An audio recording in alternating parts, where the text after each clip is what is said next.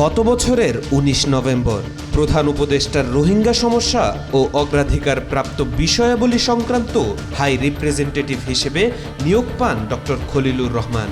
পরে চলতি বছরের ৯ এপ্রিল তাকে জাতীয় নিরাপত্তা উপদেষ্টা পদেও নিয়োগ দেওয়া হয়। এর পাশাপাশি তিনি প্রধান উপদেষ্টা অধ্যাপক মোহাম্মদ ইউনূসকে প্রতিরক্ষা মন্ত্রণালয় সংক্রান্ত দায়িত্ব পালনেও সাহায্য করছেন। বেশ কিছুদিন ধরেই বিএনপি তাকে নিয়ে বিভিন্ন অভিযোগ করে আসছে।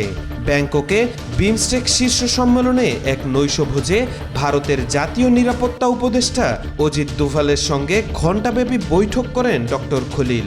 এসব বিষয় নিয়ে তিনি বেশ সমালোচিত হতে থাকেন, কিন্তু কখনো ডক্টর খলিল মুখ খোলেননি।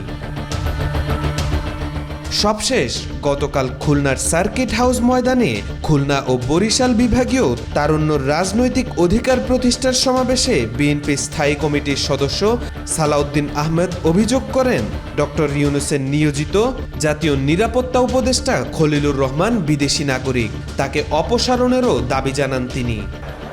আপনার সরকারে একজন বিদেশি নাগরিককে আপনি জাতীয় নিরাপত্তা উপদেষ্টা করেছেন, আপনার কি সেই আক্কেল জ্ঞান নাই? এই বক্তব্যের দিন না পেরুতেই সালাউদ্দিনকে চ্যালেঞ্জ ছুড়ে দিয়েছেন জাতীয় নিরাপত্তা উপদেষ্টা খলিলুর রহমান। একই সাথে আদালতের কথা বলেও হুমকি দেন তিনি।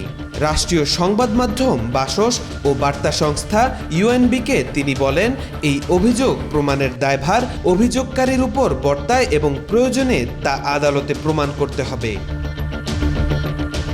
জাতীয় নিরাপত্তা উপদেষ্টা আরও বলেন, তিনি একজন বাংলাদেশি নাগরিক হিসেবে তার পূর্ণাঙ্গ অধিকার ভোগ করার জন্য প্রস্তুত আছেন।